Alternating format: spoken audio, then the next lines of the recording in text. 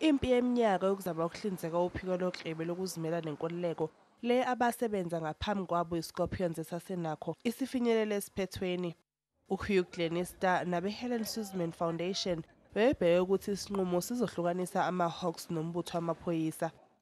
Leave to appeal against the order of the Western Cape Division of the High Court, Cape Town, striking out the additional evidence sought to be led by Mr. Glenister, is refused with costs in this court and the High Court, including cost of free counsel.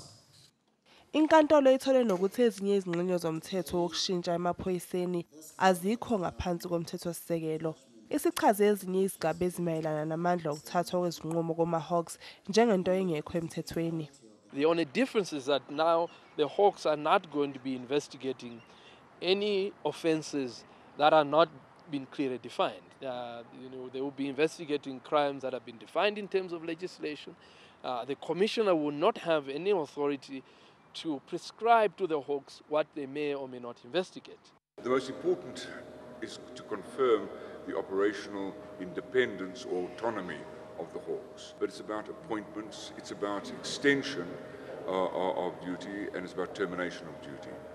Inkantolo iphethe ngokunquma ukuthi kungenzeka isikhungo esifana nama-Hawks sizimele futhi siqhubeke namacala aso okuveza inkohlakalo, ngisho ngabe leyo nkohlakalo ingaphakathi emaphoyiseni.